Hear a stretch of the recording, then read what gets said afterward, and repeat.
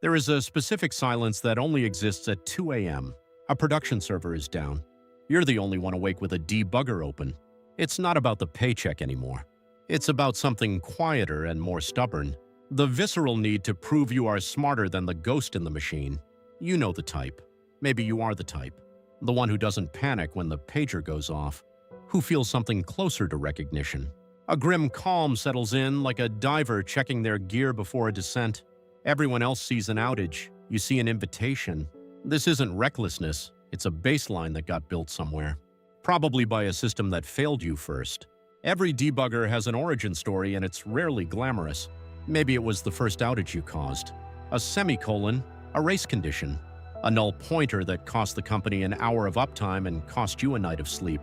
Maybe it was watching a senior engineer trace a memory leak through 6 layers of abstraction like it was nothing, while you sat there realizing how much you didn't know. That moment doesn't just teach you a skill, it leaves a mark. Most of what looks like obsession later is really just an old wound that learned to be useful. Ask a debugger why they do this and you'll get the technical answer first. It's always the technical answer first. Stack traces, core dumps, watch variables and breakpoints.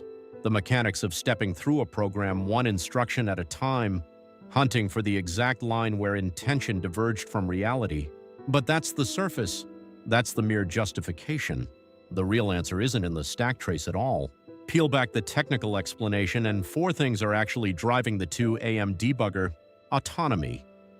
When production is burning and you're alone with the problem, no one is managing you. No stand-up, no ticket, no committee, just you, the system, and the truth. For a certain kind of mind, that's not stressful, that's freedom. Mastery. A bug is a locked door with the key hidden somewhere inside the house.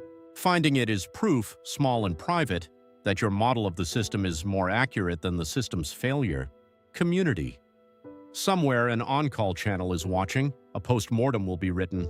When you post the root cause at 3:47 a.m., you're not just fixing a server, you're earning a very specific kind of respect, the kind only other debuggers give. Ideology. Somewhere along the way, fixing bugs became understanding systems, and understanding systems became a worldview. A belief that most failures are explainable if you're willing to look hard enough and stay awake long enough to see it. Early on, every bug feels like a personal failing. That's the indentation error stage. Full of imposter syndrome, Googling error messages you're embarrassed to admit you don't understand. Then comes the dangerous middle, the Dunning-Kruger peak, where a few solved bugs make you feel bulletproof, right before the codebase humbles you again. And if you stay long enough, something shifts.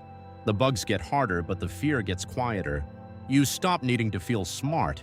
You just get the work done calmly at 2 a.m. because you've done it enough times to trust yourself in the dark. There's a modern rival to all of this. The observability platform. The dashboard that claims it can catch the bug before you even open your laptop. Automated alerts, AI-assisted root cause analysis, self-healing infrastructure. And it's not wrong. A lot of it works. But something gets lost in a world where the machine explains itself to you. The debugger doesn't just want the answer, they want the hunt. Hand them a clean dashboard with the root cause already labeled, and you haven't helped them. You've taken something from them. So what is a debugger really underneath the stack traces and the caffeine? Someone who found in the quietest hour of the night a kind of clarity that daylight never offers. They're not hunting bugs because the job demands it. They're hunting bugs because somewhere along the way, the hunt became a place they could think clearly, be fully autonomous, and prove, if only to themselves, that they understood the machine better than it understood its own failure. Next time you're at 2 a.m. staring at a stack trace no one else will see until morning, ask yourself a better question than, how do I fix this? Ask what this is teaching you that a clean system never could. Because the friction was never just an obstacle. The friction was the teacher.